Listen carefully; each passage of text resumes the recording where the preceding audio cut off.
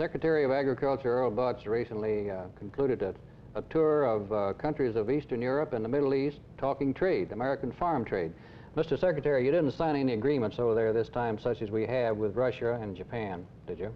Well, not like the one with Russia. That's a pretty firm agreement. We did sign an agreement in Poland involving 2.5 million tons a year for each of the next 5 years with a plus or minus factor of 20% in it. They're going to need our feed grains, but we didn't have as firm an agreement as we have with the Russians. That's one of its own kind. Now, you made some sort of a commitment in Israel, though. Well, the Israelis indicated to us their need for 1.7 million tons at least for each of the next 5 years. We just made a verbal expression that they're going to have access to our markets. We'll have it here. We look forward to supplying that market. You made some reference to sort of a handshake agreement with several of those countries. Well, that's essentially what our agreement with the Poles is. We exchanged letters between the Minister of Agriculture and myself.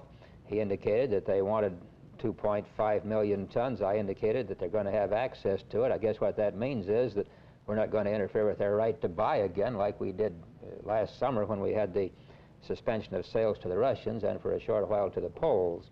I think they're afraid that we have interfered with export sales on 2 or 3 occasions in the last 3 years, and they always wonder when's the shoe going to drop again. One of our real problems is to assure them that we do intend to be a credible supplier as long as we have the supplies, and they can build their livestock population based on a continuation of supplies in this country. Mr. Secretary, apparently you feel that trade prospects with that part of the world are definitely on the upbeat. Why is this so, all the way from Iran clear into the Iron Curtain countries of Eastern Europe?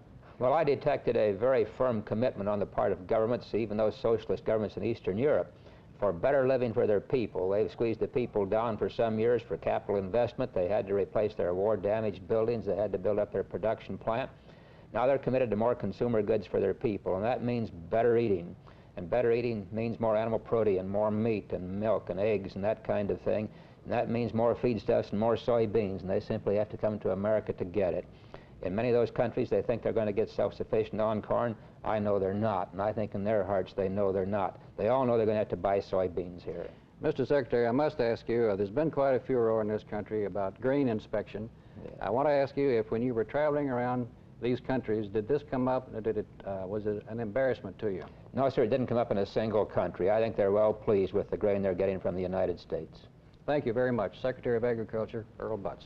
This is Layne Beatty at the Department of Agriculture in Washington.